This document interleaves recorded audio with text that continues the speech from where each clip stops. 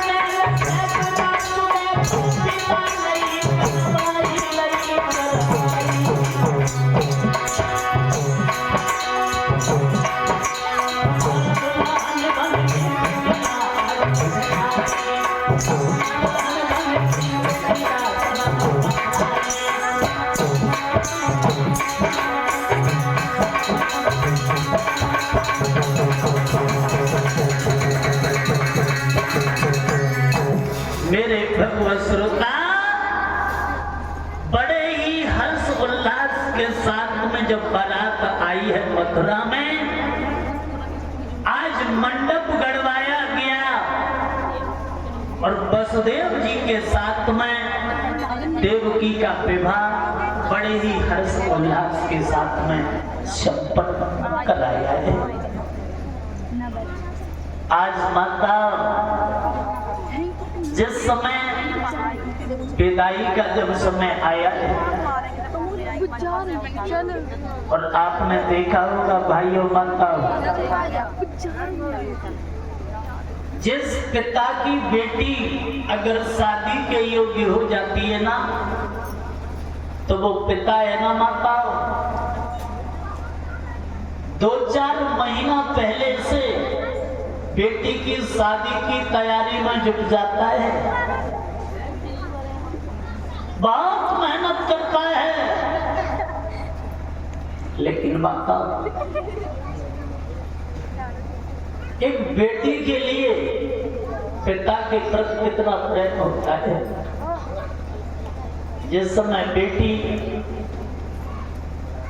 आंगन से जब दुल्हन बनकर के ससुराल के लिए जाती है ना,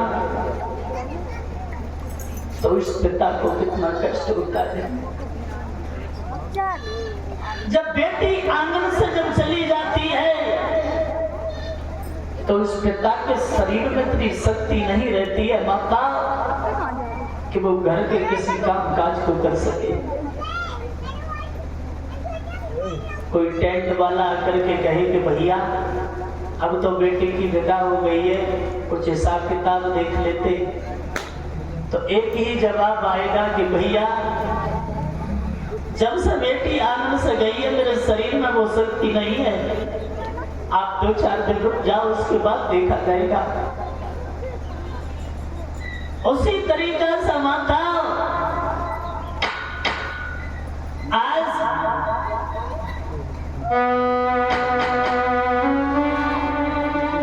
देवकी जब ससुराल जाने के लिए तैयार हुई है तो बुरे तरीका से रोने लगी, कहने लगी भैया अरे मैं बचपन से तेरे इस आंगन में खेली, लेकिन आज इस आंगन से तू मुझे क्यों जुदा कर रही है माँ, क्यों जुदा कर रही है। मेरे भाइयों बहुत समझाया है, उसी बीच में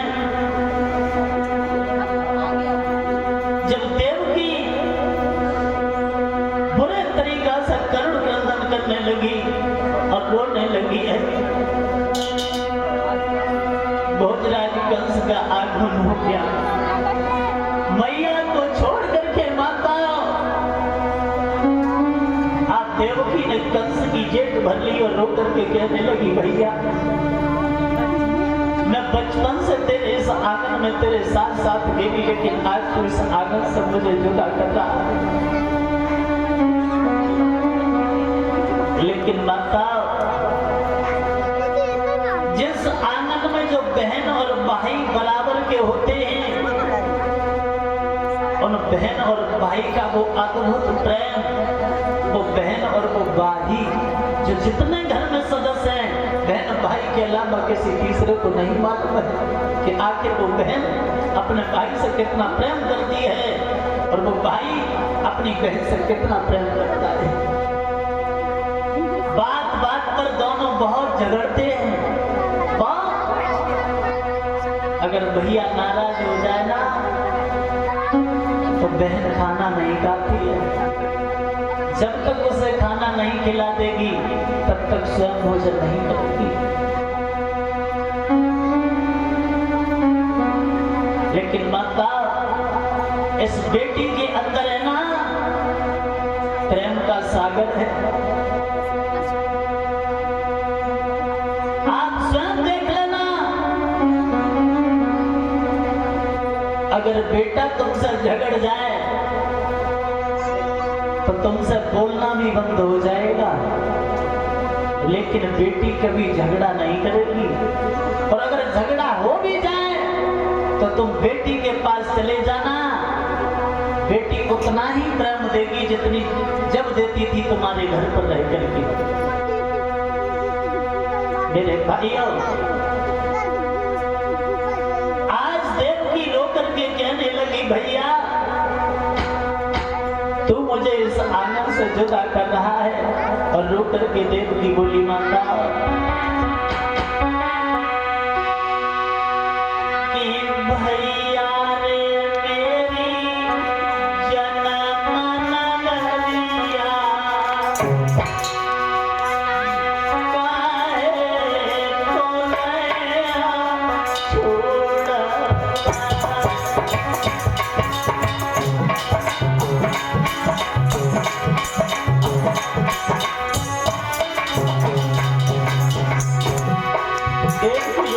बोली माता भैया भैया रे मेरी जन्म नगरिया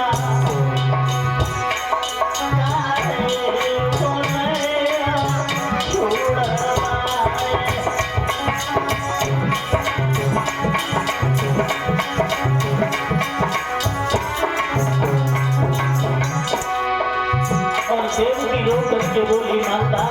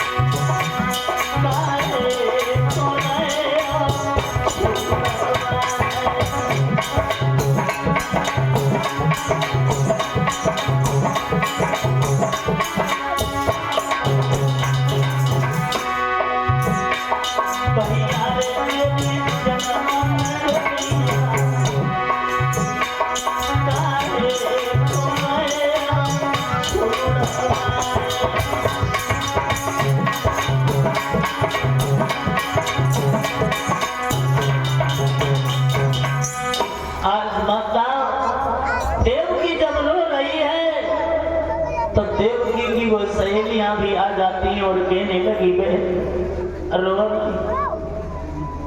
आज जब ससुराल के लिए चलने को तैयार हुई है माता उदेव की, तो सभी सहेलियां उसे विदाई देने लगी हैं। कहने लगी है बहन रो नहीं, और बोली आप लोग भी सभी साथ बोले, बोली वो सहेलियां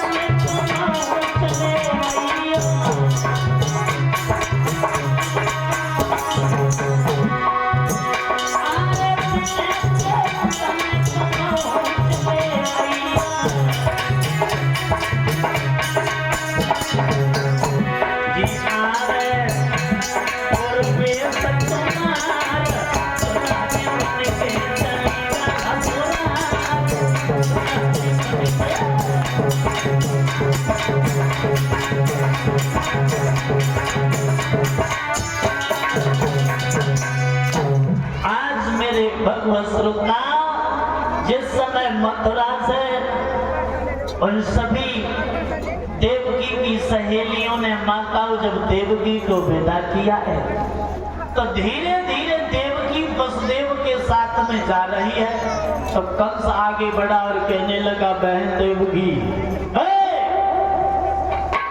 मैं तुमसे बहुत प्रेम करता हूँ, लेकिन एक बात ध्यान से सुन लीजिए, ऐसे अगर तुम पैदल पैदल जाओगी तो बटेश्वर बहुत दूर है और तुम थक जाओगी। एक काम करो, तुम मेरे इस रथ में बैठ जाओ और मैं कुछ दूर तक तुम्हें छोड़ देता हूँ।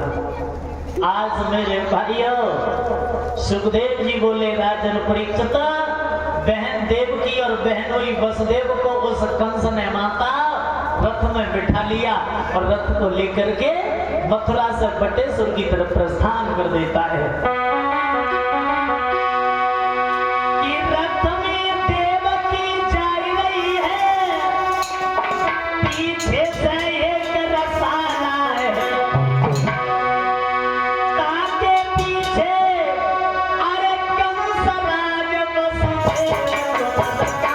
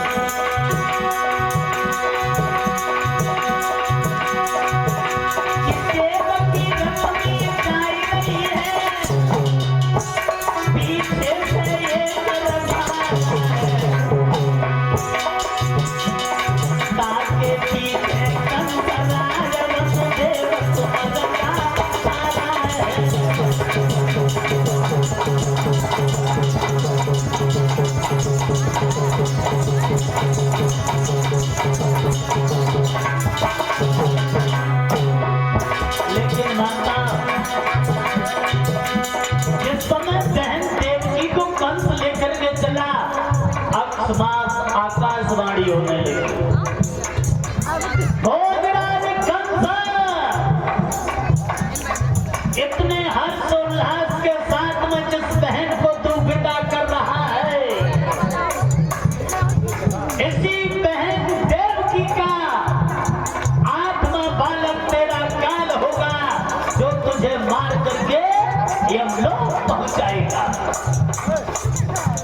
जो माता ये आकाशवाणी कंस ने सुनी है तो रथ को रोक दिया, चारों तरफ देखने लगा कि ये आवाज कहां से आ रही है। मेरे भाइयों, पुनः फिर आकाशवाणी हुई, अरे भोजराज कंस, इतने हर्षोल्लास के साथ जिस बहन को तू विदा कर रहा है, इसी बहन का आठवां बालक तुझे मार करके गिराएगा। जब ये बात कंस ने सुनी है, कहते वो क्या,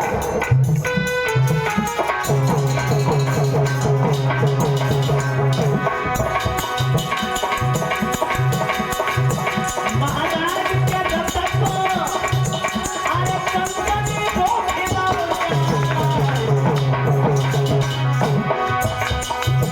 अरे केस पकड़ के आग बहला के, अरे केस पकड़ के आग बहला के, कहता सबसे नीचे तो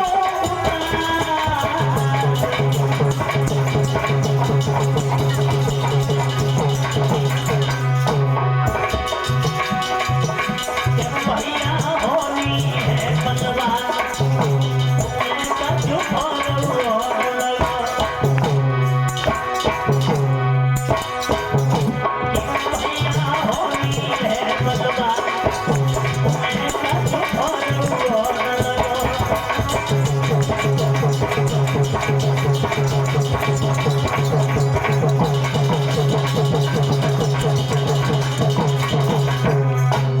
मेरे भगवत श्रोता, आज बहन देवकी के लिए उस रथ से केस पकड़ करके उस कंस ने जमीन पर पटक दिया। हाथ में तलवार उठाई और जैसे ही बहन देवकी को आज माता को मारना चाहा, उसी समय वसुदेव जी बीच में आ गए। कहने लगे कंस, अरे इसे क्यों मार रहा है, ये तेरी बहन है। कंस कहने लगा, क्या तुमने अभी आकाशवाणी नहीं सुनी? अरे इस बहन का 8वां बालक हमारा काल है और हम इस बहन को ही मार दे रहे हैं, तो भला 8वां बालक ही कहां से आएगा? ना रहेगा बांस और ना बजेगी बंसी।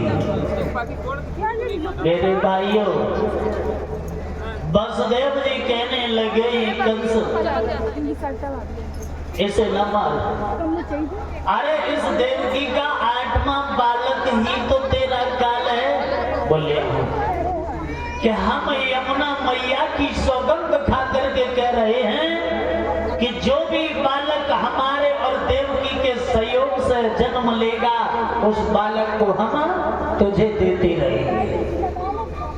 उसी समय माता वसुदेव और देवकी को उस कंस ने अपने यहाँ मथुरा उसी जेल में डाल दिया और स्वयं राजा बनकर के बैठ गया है। आज वो मैया माता इतने अरमान थे कि मैं ससुराल जाऊंगी, लेकिन सब अरमान अधूरे रह गए। आज जेल के अंदर पड़ी हुई तड़प रही है। धीरे धीरे जब समय व्यतीत हुआ माता उस जेल के अंदर, और मैं निवेदन करूंगा अपनी कमेटी से कि झांकी को तैयार किया, अभी नहीं ले जाओगे।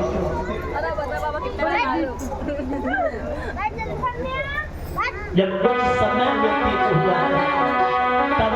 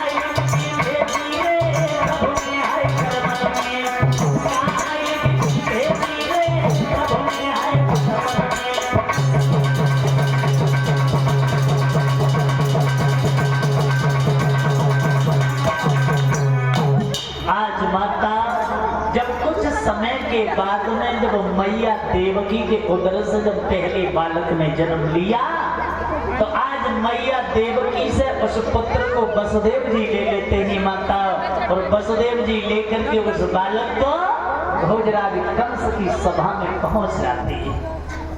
कहने लगे, कंस ये पहले बालक ने जन्म लिया है, ये हम तुम्हारे सामने लेकर आए। कंस ने माता जब गोद में पुत्र को लिया है, उस बालक को देख करके बहुत खुश हुआ। बाद में दिमाग में आया कि मेरा तो काल है वो 8वां बालक है, और भला इस पहले को भला मैं क्यों मारूं? वापस दे दिया, ले जा, जब 8वां हो ना जब लेके आ जाना। और वसुदेव जी मानता हूँ जब बालक को लौट के लेके गए, और जब दृश्य जब देवऋषि नारद ने देखो तो कहने लगे कंस के हृदय में इतनी बड़ी दया, और ऐसे अगर दया आती रही इसने बच्चों को नहीं मारा तो भगवान को आने में बहुत समय लग जाएगा। बीड़ा को बजाते हुए और कंस की सभा में पहुंच गए। आता हुआ कंस ने देखा, कहने लगा है आइए नारद, उच्च सिंहासन पर बिठा दिया। कहने लगे ही नारद कंस, अरे तुम उदास क्यों हो? कहने लगे उदासी का तो कारण है महाराज, बहन का विवाह बड़े हर्ष उल्लास के साथ में किया। जब विदाई का समय था तभी आकाशवाणी हुई कि जो 8वां बालक होगा तेरी बहन का वो तेरा काल होगा। बोले फिर? बोले अभी पहला हुआ था उसे मैंने छोड़ दिया। नारद कहने लगे बाजी वाह, छोड़ क्यों दिया? बोले पहला था इसलिए छोड़ दिया। अब नारद ने माता अपने हाथ में एक अष्टपंखुड़ी वाला कमल का पुष्प ले लिया और कहने लगे कंस देखो, कंस उल्लू तो पहले से ही आतो, अब बाबा नारद भाई डबल उल्लू बना लगे।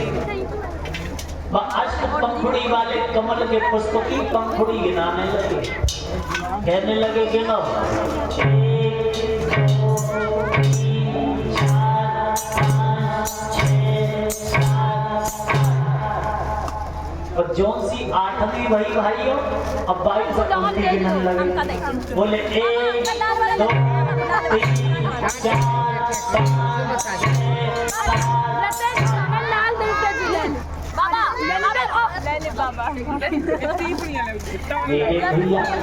कंस को नारद ने ब्रह्म में डाल दिया। कंस कहने लगा गुरुदेव जो पहला था वो 8वां हो गया और जो 8वां था वो पहला हो गया। बोले हो सकता है, अंदर की बात है, किसने देखा पहला 8वां हो जाए, 8वां पहला हो जाए। बोले इसका मतलब ये कि मैं उस बालक को मार दूं? नारद कहने लगे मारो या छोड़ो, जो युक्ति थी तो हमने तुम्हें बताई। बीड़ा उठाया और धीरे से चले गए। कंस भागा और उस समय बहन देवकी कहने लगी भैया तूने मेरे पुत्र को मारा ना, छोड़ दिया। अब मेरी उम्र भी तुझे लग जाए, तू 1000 वर्ष जिए मेरे भाई। भैया बहुत खुश है लेकिन माता का खुशी ज्यादा देर तक ना आए। कंस भागता हुआ पहुंच गया, कहने लगा बहन देवकी इस बालक को मुझे दे दे। भैया ने बहुत छुपाने का प्रयास किया लेकिन माता, कंस आगे बढ़ा और उस बालक के पैर पकड़े और पैर पकड़ करके आकाश की तरफ उछाला और जमीन पर पटक दिया। उसके प्राण पखेरु उड़ गए, चला आया। मैया ने माता अपने पुत्र के मांस के लोथड़ाओं को इकट्ठा किया और साड़ी के पल्लू में रख लिया और फपक फपक कर रोने लगी। कहने लगी भैया कितने अरमान थे मेरे, लेकिन तूने सब धूल कर। रोने लगी है वो मैया माता और बोली तू खो दिया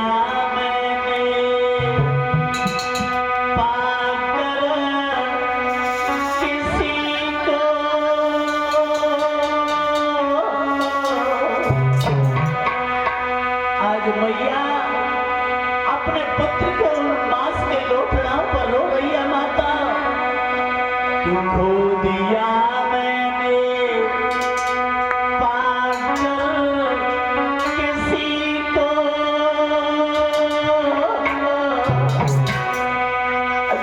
आगे लग जाए इस जिंदगी को, खो दिया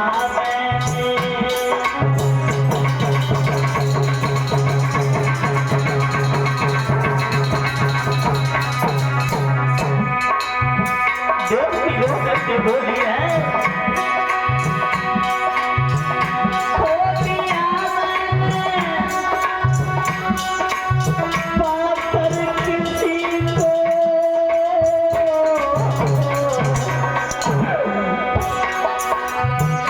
आग लग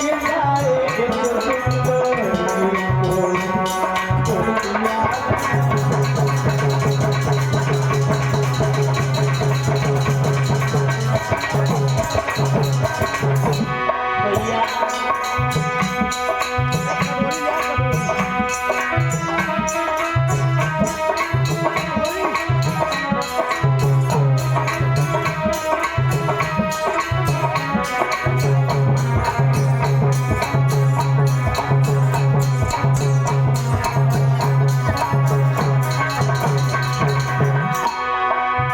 लोग बोले